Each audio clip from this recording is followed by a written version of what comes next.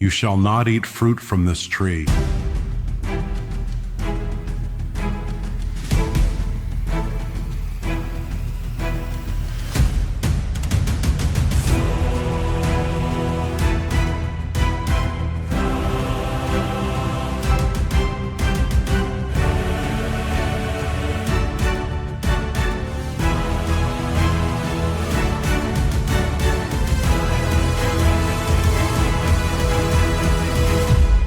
You are watching The Bible Witness.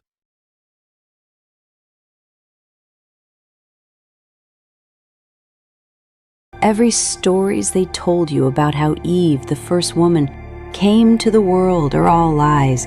She's not the first woman, for I was born even before her. But my story was erased, destroyed from every narratives, because they wanted you to believe that a woman cannot be equal to men. But that's all wrong. A woman can be equal to a man in every aspect, and even be better. They expected us to choose side between heaven or hell, but I do not. I belong to the side of my own. You'll learn it through my story. I am Lilith, the first woman on earth. My story started at the beginning of time.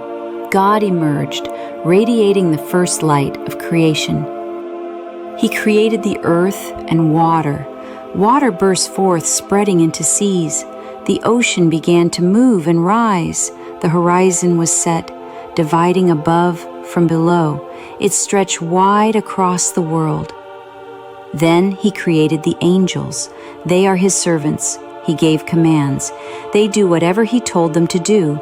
They flew in perfect formation. One lifted the sun into the sky. Another set the moon in its place.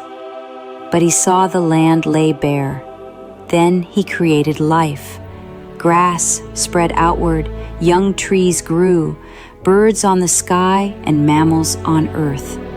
Then he created Eden, the paradise. Then he started to create him, my husband. He shaped the soil into the form of a man. This was his greatest creation. Then he breathed life into its nose. Then the first man came to be. Chunks of earth fell from its face and chest, revealing flesh beneath. God named him Adam. But day by day, Adam realized everything has a pair. Every animal came with its companion. He found himself standing alone. He wanted a companion. One day when he was sitting there being sad, God came to him. I'm not like other species. I'm alone. I will create you a companion. Then that's when I was born. The soil was pressed and shaped into my body. Warm breath entered me, filling my chest. The shell around me cracked, pieces falling away from my face and chest. My body lay still for a moment. Then my eyes opened slowly to the blinding light. I sat up and looked around, but I was alone. I stood and walked across the grass. A small creature froze in front of me, then darted away. In the distance, larger ones moved in pairs, side by side, but then a sharp hiss pulled my gaze. Two creatures faced each other, backs arched, fur raised. That's the time I learned conflict. Then he came, hidden behind a trunk, watching me. I was minding my own thing and didn't want disrupted. The grass whispered, and he stepped out from the shade. He moved closer, each step slow and careful. His hand hovered near me. Fingers settled on my shoulder, warm and firm. I turned, surprised to find his face so near. He tried to touch me that I don't want. Instinct pulled me away. I bited him. It works. He was angered. He tried to attack me back. Stop, both of you! The Creator was there. You cannot attack her. You cannot harm him either. He told us to follow him, and we did. We walked until the towering form of the tree loomed before us. He called this tree the tree of the knowledge of good and evil. You shall not eat fruit from this tree. My eyes followed his gesture upward. to the single radiant fruit between the shining leaves. He reached for my hand, holding it gently. Then he took Adam's hand in the same way. He joined our hands together. He told us that we will be together for the rest of our life. The next day, God orders all angels to bow to Adam. You must bow before Adam. All obeyed. Adam stood in silence, the light on him, but one angel who remained still. He refused to bow down before a human. He was so proud he can't accept the fact that Angels was not his son, but just tools. He shot into the air, wings beating hard. God was angry. The angel climbed higher into the sky. God called for the storm. Lightning burst from his hands upward. The bolt struck the angel mid-flight. Fire tore through his clothes and wings. He screamed, curling his body in pain. He tilted and began to fall, flames trailing. His wings drooped as panic overtook him. He plunged into the chasm below, smoke rising after him. I kept my eyes on the sky, wondering how he dared defy God. I can't hide my admiration for his courage, but I think I'll never meet him again. I walked under the low branches, my mind already circling with thoughts I could not shake. I noticed the smallest movement around me seemed to hold a reason, a pattern. I wondered if Adam ever noticed. The cat was no different from a small tiger. That couldn't be a coincidence. Night came, and I sat alone beneath the great tree. The questions pressed harder in the quiet. When Adam joined me, I could no longer keep these questions to myself. Why do all birds look the same? Why do cats look like miniature tigers?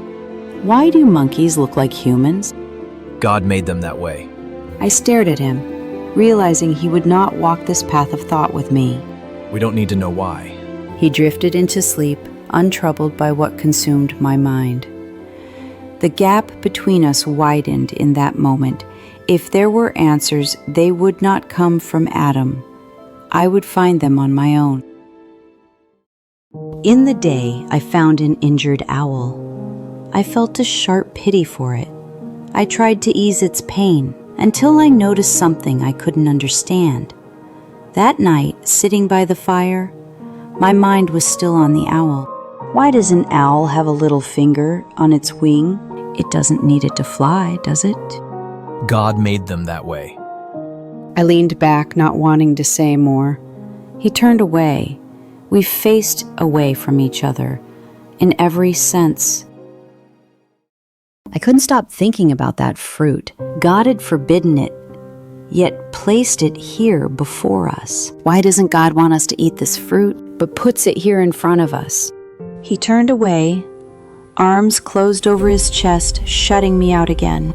I don't want to hear this. Have you ever heard? He was angered. You only talk about God. Then his hand struck my face. For a moment, I couldn't breathe. He had chosen force over thought. The sting spread, but the real pain was knowing what this meant. That's it. Something in me had broken. I was leaving him. He did nothing to stop me. He always stayed where it was easy, and I was done with that forever. I walked away fast, heart pounding. I wanted to meet someone. I paused and looked back. Adam wasn't following. That told me everything. I'd seen the rebellious angel fall here before. The thought of him down there pulled me forward. My fingers dug into the rock. Every step down felt heavier, but I didn't stop. Fear flickered in me, but I caught myself and kept going. The air turned cold and damp. Everything is dark and brooding. Then I saw him. He wasn't look good. His wing was broken, eyes half closed. I froze behind the stone until he noticed me. Who are you? His eyes opened slowly. My name is Samael, one who's been punished. I stayed where I was, studying him. He tried to sit up, leaning against the wall. You're the fallen angel? Fallen? I'm the only one who resisted to fall before him. You hated God? No, I hated Adam. I love God. I just can't agree with him. Then I understand you. I moved closer, drawn in. Does it hurt? Not the kind you can touch. I sat across from him, watching his face. Do you want to know everything? I held his gaze. I didn't answer. But he already read me. Eat from that tree. I stayed silent. I know which tree he's talking about. He's telling me to break the rule. My hand tightened into a fist. I looked toward the cave's exit. My choice was already made. I stepped forward and saw Adam blocking my way.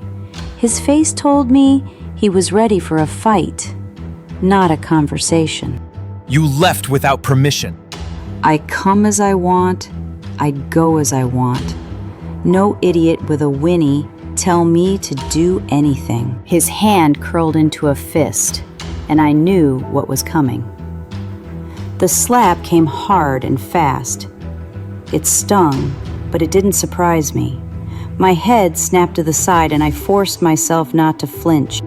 You were born to obey me. If I didn't ask God to create you, you'd never exist. My body moved before I thought. I lunged at him. My teeth sank into his arm. He hissed and ripped himself free. His shove knocked me down. I pushed myself up. He came at me again, all force and no thought. We hit the ground, twisting and shoving, neither letting go.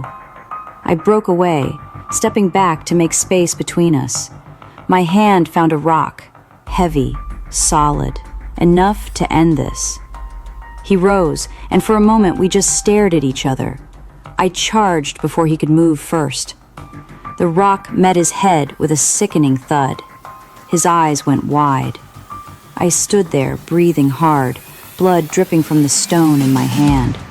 I turned and ran. I wasn't going to give him a second chance. I kept running, forcing my legs to move faster. I couldn't stop now, sweat stinging my eyes, but all I could see was the path ahead and the thought of getting away. The trees swallowed me, and I let them hide me from everything I'd just left behind.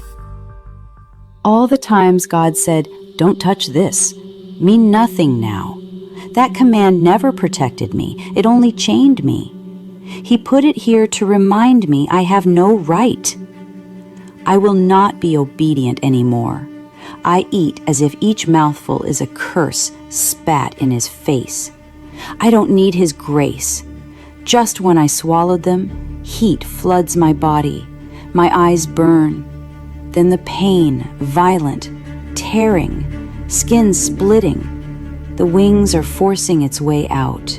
Changes should came along with unbearable pain. I'm the new me now. The ground falls away. Eden is beneath me now. He can keep his paradise. Owls swarm around me. They don't ask. They don't judge. It's the first time I see the world beyond the walls. I'm Lilith, and I belong to myself. The sky splits beneath me. Eden shrinks away. I fall into the wide world. My wings fold. My feet meet dust. Samael's there, as if the universe placed him for me. I run to reach him. He's letting me close the space. I crash into him. Arms, breath, everything collides. His arms lock around me. For the first time, I feel like I was loved. I lean into him. As our lips meet each other, the rest of the world can wait. I didn't know the horizon is endless before, nor know that it belongs to us. Our children fill every inch of the cave. crawling clean to walls, hanging from the ceiling. I can't even hear myself think over the sound of their voices. One yanks my hair. I pull its hand away, but others are already crawling up my legs. I am their mother, but I am so tired. I chose this life with Samael, but right now I wonder if I have the strength to carry it. His shadow stretched across the stone before I even saw his face. Once that sight meant safety. Now it only told me how far apart we'd drifted. He carried food in his hand. He held the meat out to me. I took it without touching him. I set it on my lap but didn't eat. Where have you been? I flew back to Eden to see what was going on up there. Who the hell cares about that shitty place? We were already free. I saw your ex-husband asking God for another wife. He didn't even ask where you went, babe. He think of replacing you already. God accept his request, but this time a little bit different. And then I saw him reach into Adam's chest. A piece of him was taken. It was a rib taken from Adam's chest. From that rib, she appeared. She opened them, and the first thing she saw was Adam. He learned, isn't it? She knelt before him without being told, head down, hand to her heart. She accepted his ownership in the most naturally way. They named her Eve, which means she belongs to him totally. My husband walked out of the cave, wings unfolding slowly, the shadow of each feather stretching over the stone. I ran after him, feet slipping on the rock. I dropped to my knees and clutched his robe, refusing to let him leave me again. Don't go, babe. Please stay. I have a plan, more important. My fingers lost their strength. His sleeve slipped away from my hand. He rose into the night, wings beating against the wind, shrinking into the clouds until there was nothing left but the sound of the sea. Eve seems to be quite happy for what was prepared for her. She picks a flower, so innocent, so untouched by pain. Then Samael came in the shape of a serpent. His eyes lock with Eva's. He told her to eat the fruit. Eve does as what he said, like me, but we are not the same. I ate the fruit because I rejected. She ate the fruit because she's naive. Then Adam found out. She told him to break the rule, and he listened. How did he listen to her but not me? It's unfair, unfair. Suddenly, a blinding light poured down from above. The Lord himself, his presence was absolute power, his gaze unyielding and merciless. Adam and Eve stood together, their eyes wide with fear and pain. They broke the rule. They need to face consequences. Adam bowed his head in fear. Eve stood still like a statue. God cursed Adam by his sweat and cursed Eve by her pain. Get out of here. They clasped hands and walked away, facing their grim fate together. They moved toward the massive gates, backs turned to paradise. I believed that their love will be fading since this time, but I was wrong. I saw they hold hands on this barren land. They dare starting over from nothing. Adam sticks a dry branch into the ground, marking their claim to this place. Eve is planting trees. Adam uses stones to build a home. Eve washes tubers, preparing food.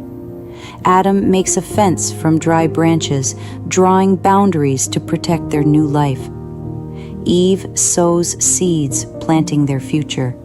She softens tree bark, weaving the first fabric. Adam cuts rough cloth with a sharp stone, making clothes. They build a house together, not a cave like mine. Eve sews clothes from thorny plants, turning pain into strength and protection. Adam blows life into the fire, keeping it burning. And after all, they still be together. As I'm silently watching, I'm nursing the envy burning inside me. Through the owl's eyes, I see every detail, every quiet moment, every small smile they don't know I'm watching. I fly through the darkness, my wings black as my fury and jealousy. I watch Eve fix Adam's clothes, a simple gesture that tears at me. She wipes sweat from her brow and keeps digging. They walk side by side all the times, while I, Lilith, hover here, not just darkness, but rage and challenge they must face. I was wrong. I was wrong. I flew alone, wings cutting hard through the sky. I landed at my cave where my children live. Hundreds of them ran out, wild and needy. One jumped on my shoulder, thinking it could hold me. I pulled it off, no mercy. I was angry and kicked one off the cliff into the sea. It fell crashing down. Splash, I didn't care. There are too many. Then suddenly, the angels showed up.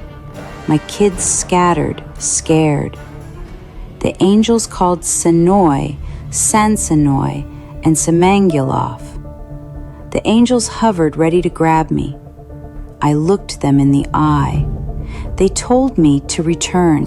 God wants you back. I will not return there. You have no right to refuse orders. I have the right to choose freedom. Your freedom is chaos. And obedience is slavery. They prepared to take me. They came at me all at once. Don't touch me! You won't get away this time. We'll get you back no matter what. Bound, kneeling, but I refused to break. You fled from obeying Adam, and then unconditionally obeyed Samael. I obey no one. You'll see it soon. We'll come back in 3 days. You better decide quick. Then they left. I looked up, alone on the shore. Where are you now when I need you the most, Samael? I sit alone while my kids sleep, scattered and silent. Then Samael arrives, dark and heavy, stepping into my world. Where have you been? Better if you don't know. I still want to know. I planted a seed into Eve. She welcomed me with all her desire. She carried my child in her womb. His name was Cain. He would grow up with his brother, Adam's son, and kill him without hesitation. The first sin would spill blood on the earth. I stared at him, disbelief burning in my eyes. You're a cheater. Cheetah? Am I? Didn't you leave him for me? You are the original cheetah, dear. I clenched my teeth, fury burning inside. You must obey me. Isn't that what you were born to do? Attack him! My children surged from the shadows toward him. One leapt onto his shoulder. He spun, shaking them off one by one. They swarmed his legs, wings, and back. He flapped his wings hard, throwing some off. Staggering, he ran out of the cave. He flew quickly into the night as rain began to fall. I stood still, arms hanging limp in the wet rain. Rain poured hard as I stepped from the cave. I knelt, head bowed low. Rain mixed with my tears on my face. Alone, I sat in the pouring rain. I've made my choice. The next day, I'm going to meet the angels. Fear no longer controls me. Have you decided yet? Doubt flickers, but only briefly. My resolve only grows stronger. I will not return. I will not choose any side. I choose my own side. They were shocked. Then every day 100 of your children will die.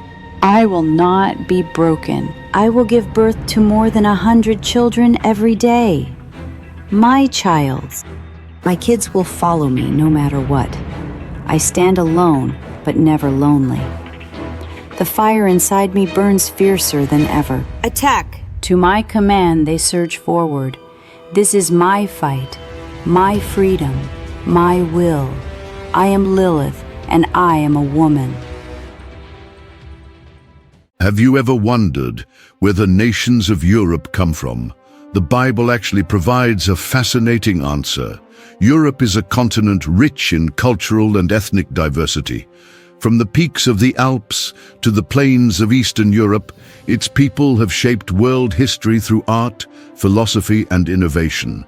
The Bible provides an ancient perspective on the origins of these diverse nations, a topic that has fascinated scholars for centuries. Genesis 10, known as the Table of Nations, traces the formation of early civilizations. It describes how Noah's sons, Shem, Ham, and Japheth, spread across the world after the Great Flood.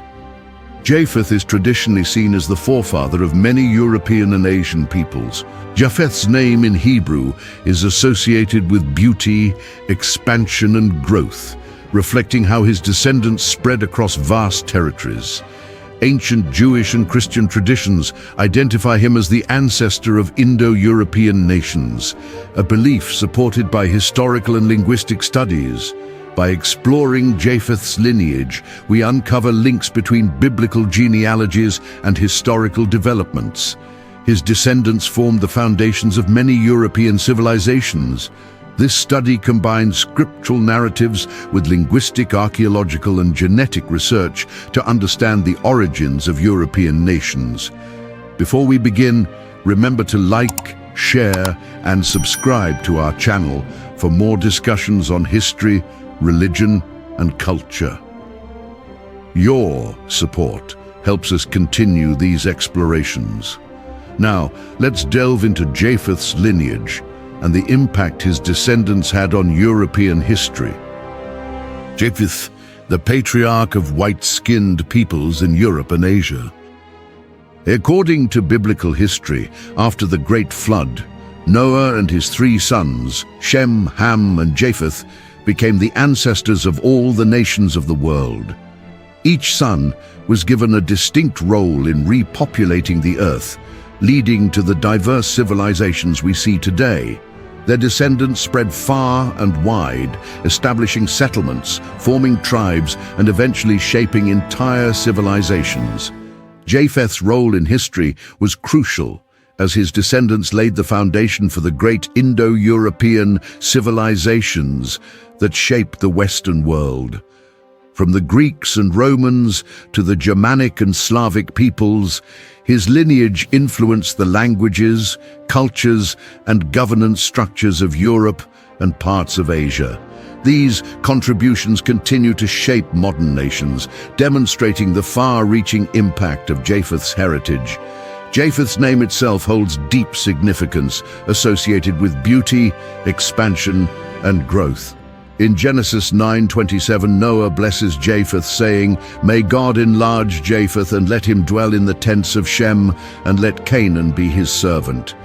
This blessing not only foretells the vast territorial expansion of Japheth's descendants, but also suggests a deep interconnection with other civilizations. Many scholars see this prophecy fulfilled as Japheth's lineage spread across Europe and Asia, forming the foundations of great nations and empires that have endured through history. This biblical account aligns with historical and linguistic studies, which trace the migration of Indo-European peoples to regions that became cultural and political powerhouses. By exploring these connections, we gain a clearer understanding of how Japheth's family played a defining role in shaping the modern world. Throughout history, ancient Jewish and Christian scholars identified Japheth as the ancestor of Indo-European nations. His descendants traveled north and west, settling in lands that would later become home to various European and Eurasian groups. But how does this connect to modern-day Europe? Interestingly, historical and genetic studies provide strong support for this biblical account. Linguists have traced the Indo-European language family back to the ancient peoples linked to Japheth, showing connections between Sanskrit, Latin, Greek, and modern European languages.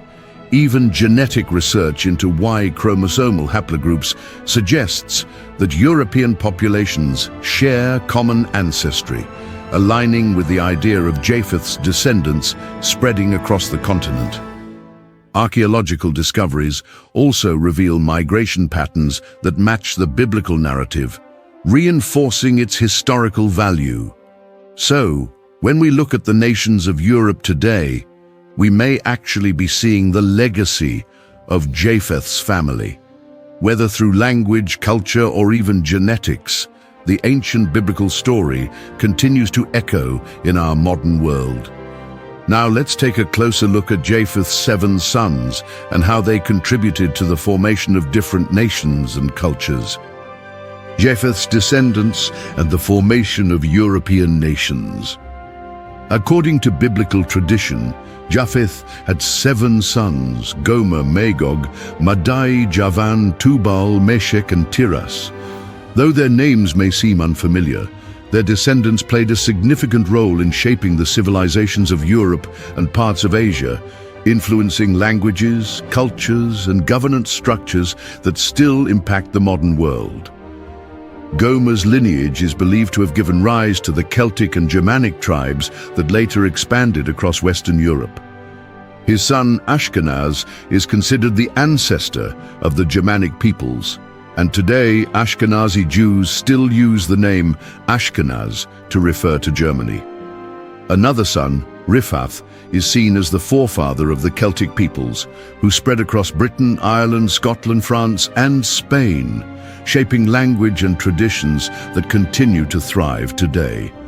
Some also connect Gomer's lineage to the ancient Cimmerians, fierce warriors who roamed the lands near the Black Sea.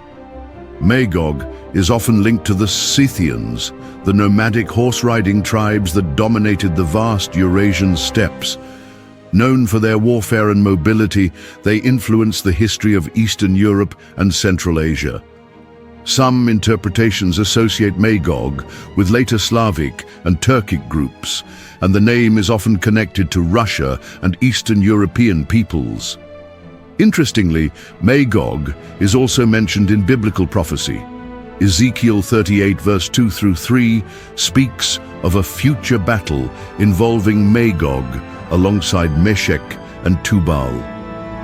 Javan, son of Japheth, is recognized as the ancestor of the Greeks. His descendants played a crucial role in shaping Western civilization, laying the foundations for Greek philosophy, democracy, and art, key pillars of modern society. His sons, Elisha, Tarshish, Kittim, and Dodanim, are linked to Greece, Spain, Cyprus, and Anatolia.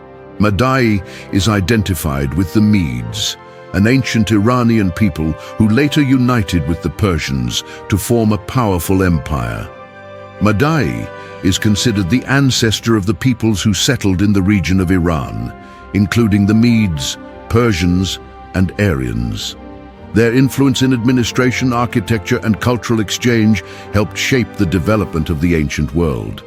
The name Madai is believed to mean middle or land between, reflecting the Medes' geographical and cultural position between major civilizations. Tubal and Meshech are often linked to Anatolian and Caucasian tribes. Tubal's name, meaning the earth or the world in Hebrew, may symbolize the widespread influence of his people. Likewise, Meshech's name, meaning price or precious, suggests his descendants were highly valued in trade and cultural exchanges. Many historians associate them with early Slavic and Caucasian groups. They were known for trade and military strength, and their interactions with surrounding civilizations contributed to the diverse cultural heritage of Eurasia. Tiras is considered the forefather of the Thracians, a fierce warrior people from the Balkans. The name Tiras is thought to mean desire or contemplation in Hebrew, possibly reflecting the Thracians' introspective and warrior nature.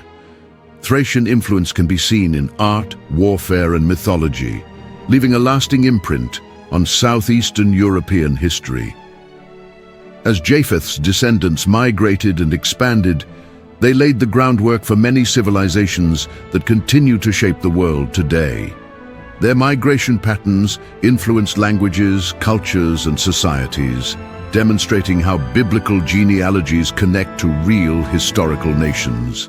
The legacy of Japheth's family is still evident in the languages we speak, the cultures we celebrate, and the institutions that govern our modern world.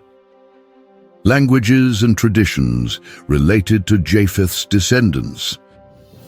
One of the biggest contributions of Japheth's lineage was the rise of Indo-European languages. Experts trace the roots of this massive language family back to the movements of Japheth's people. Today, English, Spanish, Hindi, Russian, and Greek all belong to this group, showing just how far-reaching their influence has been. Ancient scripts like Linear B from Greece and early Sanskrit inscriptions in India provide evidence of these early migrations. The spread of these languages is also seen in modern linguistic studies, which reveal shared roots between seemingly distant languages such as Latin and Persian, further supporting the vast reach of Japheth's descendants. Japheth's descendants also helped build some of the most powerful civilizations in history. The Greeks, tracing their ancestry to Javan, became pioneers in philosophy, science, democracy, and the arts. Thinkers like Socrates, Plato, and Aristotle shaped intellectual traditions, while city-states like Athens and Sparta laid the foundation for democratic principles. The influence of Greek thought continues today in modern education, politics, and philosophy. Meanwhile, the Medes and Persians, linked to Madai, established empires that introduced advanced governance and infrastructure, including postal and road systems that facilitated trade and military coordination. The Persian Empire at its height stretched from the Balkans to the Indus Valley, demonstrating the extensive reach of Japheth's lineage. In Western Europe, the Germanic and Celtic tribes, descending from Gomer and Riphath, influenced medieval culture through their distinctive art, mythology, and warrior traditions. The Norse sagas and the Celtic legends of King Arthur are remnants of these deep cultural roots. Beyond land-based civilizations, Japheth's descendants were also known for their seafaring skills and exploration.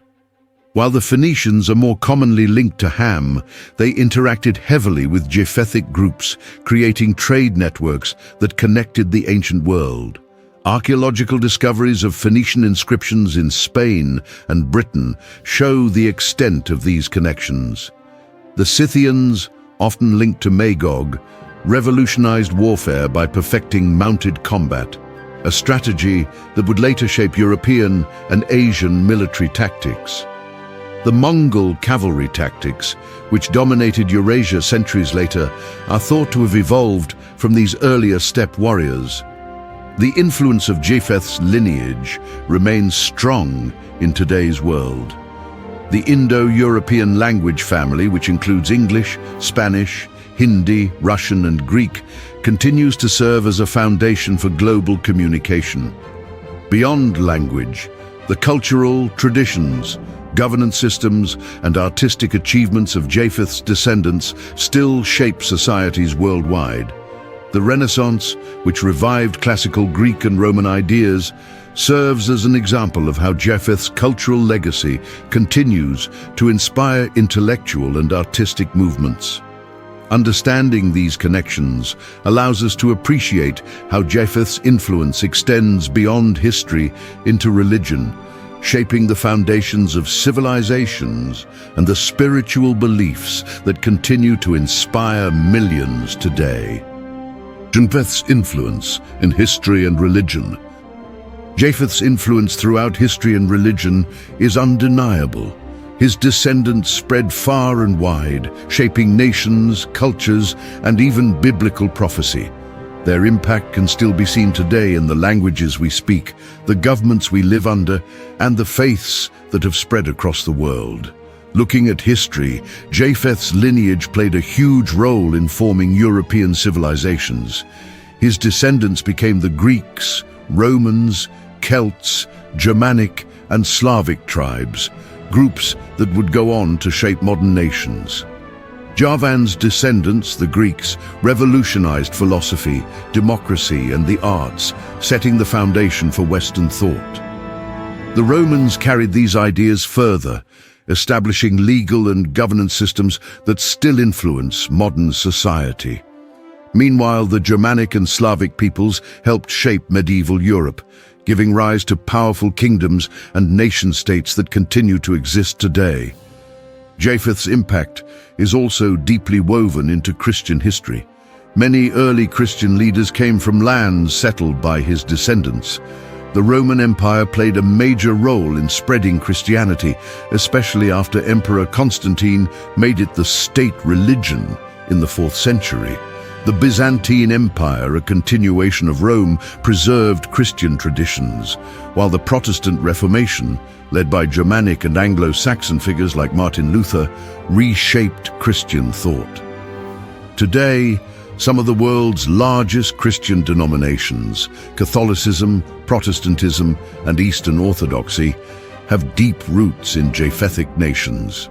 Beyond history, Japheth's descendants are tied to biblical prophecies, particularly concerning the end times. The book of Revelation 28 speaks of Gog and Magog, nations that will rise against God's people in the final days. This prophecy echoes an earlier reference in Ezekiel 38 verse 2-3, where God tells the prophet to speak against Gog of the land of Magog, saying, "This is what the sovereign Lord says, I am against you, Gog, chief prince of Meshech and Tubal." Many scholars associate Magog with Eastern European and Russian peoples, linking them directly to Japheth's lineage. This interpretation has led to ongoing discussions about the role of these nations in biblical prophecy and world history. Japheth's descendants continue to shape the modern world in countless ways, through governance, culture, religion, and prophecy. Their contributions to civilization, their role in spreading Christianity, and their connection to end-time prophecies demonstrate the lasting impact of Japheth's lineage in both history and faith. Prominent figures in major European civilizations. Throughout European history, several key figures have left a profound impact on civilization, shaping culture, governance, and faith. Many of these individuals played crucial roles in spreading Christianity, fulfilling biblical prophecies, or influencing societies that would later carry the legacy of Japheth's descendants. One of the most significant figures in the Roman Empire was the Apostle Paul. Originally a fierce persecutor of Christians, Paul experienced a dramatic conversion on the road to Damascus, Acts 9:1-19. He became one of the most influential leaders in early Christianity, traveling across the Roman Empire to spread the gospel. His letters, known as epistles, form a major part of the New Testament, including Romans, Corinthians, Galatians, and many others. Paul's teachings laid the foundation for Christian theology and heavily influenced the development of the Catholic Church. His writings continue to shape Christian thought and doctrine worldwide. Romans 1:1, Galatians 1:15-16, 2 Timothy 4:7-8. Moving from the Mediterranean to Northern Europe, we see another towering figure, Alexander the Great. While he is not directly mentioned in the Bible, his conquests changed the course of Jewish and Christian history. By expanding Greek culture into the Middle East, he created a world where Greek became the common language, eventually allowing the New Testament to be written in Greek. Many scholars believe that Alexander is symbolically referenced in the book of Daniel, Daniel 8:5-8, as the mighty king whose empire would rise and then be divided. His legacy helped shape the cultural and philosophical environment into which Christianity would later emerge.